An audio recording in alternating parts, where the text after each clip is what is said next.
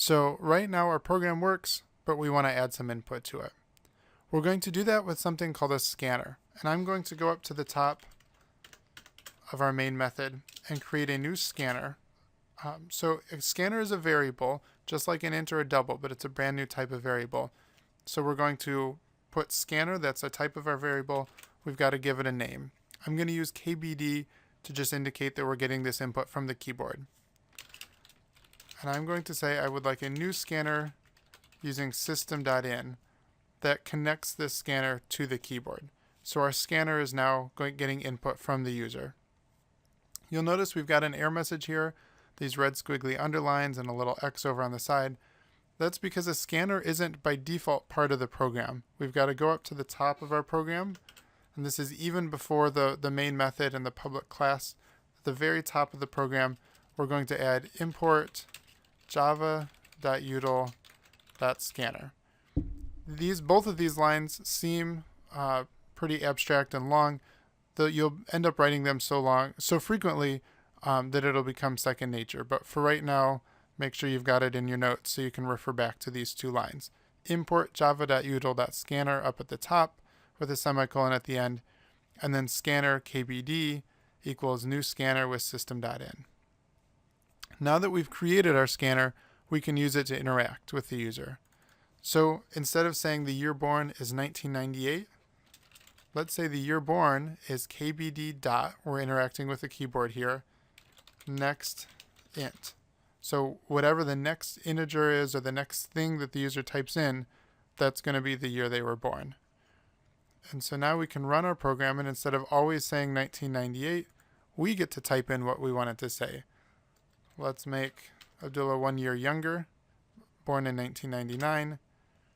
And now we have the output born in 1999. If we run it again, we can say 2000, and it says born in 2000. But right now, the user just has to know what to type in, and that's not very friendly. We want to have a prompt. So let's add system.out.print, enter the year you were born.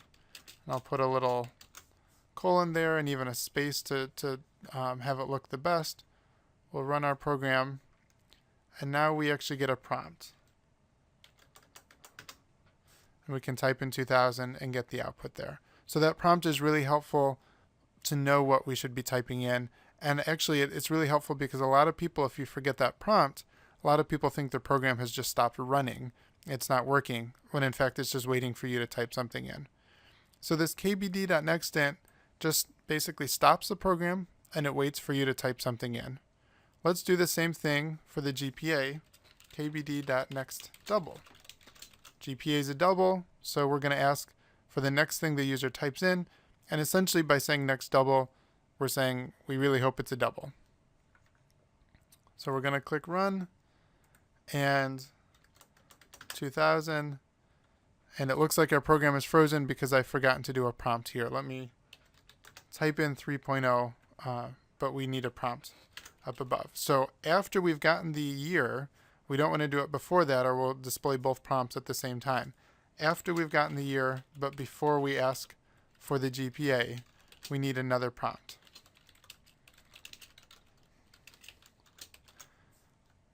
You'll notice neither of these have new lines in them. That's because when the user enters the GPA, or when the user enters the year they were born, they'll press enter when they're done. So that'll actually move the cursor down to the next line. So we'll run this, enter the year you were born.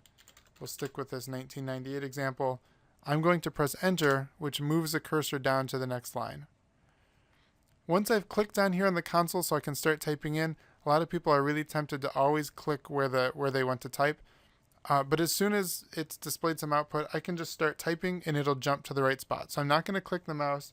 I'm just going to start typing, and the 3.0 goes in the correct spot. Your name is Abdullah, you were born in 1998, and your GPA is 3.0. So our program is working really well. We're getting input from the user. Let's get the name. System.out.print, enter your name.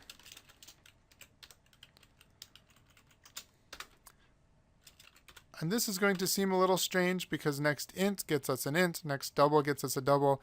We would think next string is going to get us a string. Actually, we're just going to use next. We run the program. 1998, 3.0, and Abdullah, and we get the same information back. So it works just the same as it did before, only it's interactive with the user. And if we would like to give a different set of information, my older son was born in 2012. He hasn't started school yet. I'll put 2.5, and his name is Isaac. There we go. Your name is Isaac. You're born in 2012. Your GPA is 2.5.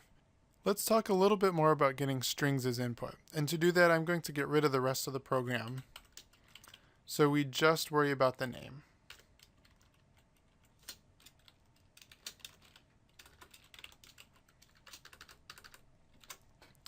Now, what we'll see is when we get the next thing from the keyboard, that just goes until there's white space. White space is a space or a tab or a new line the user pressing enter.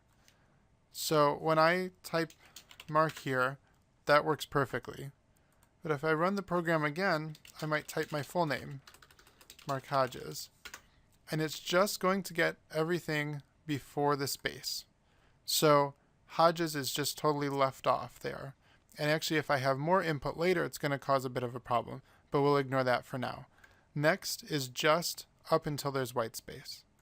If I'd like the full name, I'm going to use something called next line. And next line goes until the user presses enter. So when I run this, it works just the same if I type Mark, but it also works if I type Mark Hodges, we get the full string. So next line will be everything until the user presses enter. So let's see a little bit about how this scanner operates to understand a little bit better the problems we can run into occasionally. You can picture the scanner as a little bit like a keyboard connected to a conveyor belt connected to a crane. The scanner is really the crane, and anything the user types in goes from the keyboard onto the conveyor belt.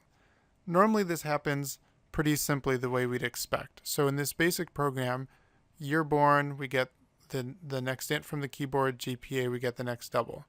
So our program starts, and our program just stops and waits for the user to type in an int. They do that, it goes down to the conveyor belt, the scanner gets it, year born becomes 2012. Then it stops and waits at the GPA line, waits for the user to type something in. They do, they type in 3.0, and the scanner picks that up, GPA becomes 3.0. But what would happen if the user typed both of those pieces of information in at the same time? So the program starts and it waits for the user to type something in, but they type in both of those information. They'd both go down the conveyor belt.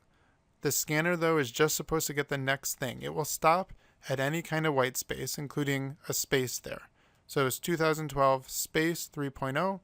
It gets the next int off the conveyor belt, and then it leaves the 3.0 on the conveyor belt. When it calls for next double, rather than waiting for the user to type in anything, it just scoops the 3.0 off the conveyor belt. So it's a little strange that the user would type in both at the same time, but it doesn't actually cause a problem.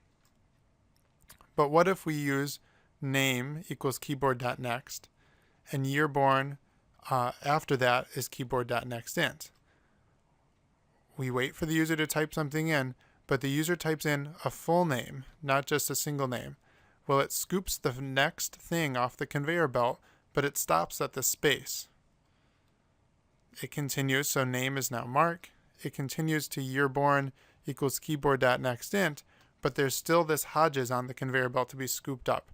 And it tries to scoop up Hodges, it tries to convert it to an int, and it doesn't succeed. We're going to get an error message when that happens.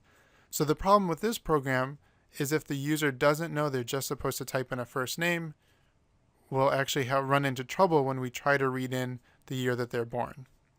We actually run into an even more confusing issue with using next line after reading in something like an int. So when someone types in an int, if we get asked for the year born, what they type in is 1982, but then they press enter, and I've been hiding that new line character from you up until now, but it is actually there on the conveyor belt. Typically, we would call next int again, and it would just ignore the new line character because it's looking for some actual content, some next thing there, and the new line character isn't it. But when we call next line says, give me everything up to the new line character. And so what actually happens is it sees a new line character there and it thinks the user just pressed enter. They didn't type anything in, they just pressed enter. Our name will be an empty string, it will have nothing in it, and it'll scoop up the new line character and just get rid of it. That's not great. The user didn't actually get a chance to type in their name. It thought they just pressed enter without typing anything at all. So if we have a next line after something like a next int, or a next double, what we'd expect is the user, after they typed in that integer, double, anything like that, they pressed enter. And so when we want to read in the next line, we actually have to have a sort of a dummy next line there. So first we ask for the year born, we get that information, we read it in smoothly. Then we just call next line. We don't even need to save the information it gives us. That's just to scoop that new line character off the conveyor belt, so that when we call next line again, we'll actually wait for the user to type something in. Now they'll type in Mark Hodges, and we'll get the name from the user. So the quick moral is, if you're using next line and the thing that you used right beforehand, you're using a keyboard, you used next int, or next double, and now you want to call next line, you need to have two next lines. You need to have sort of a dummy next line to get rid of that new line character, and then a real next line to get the information you want.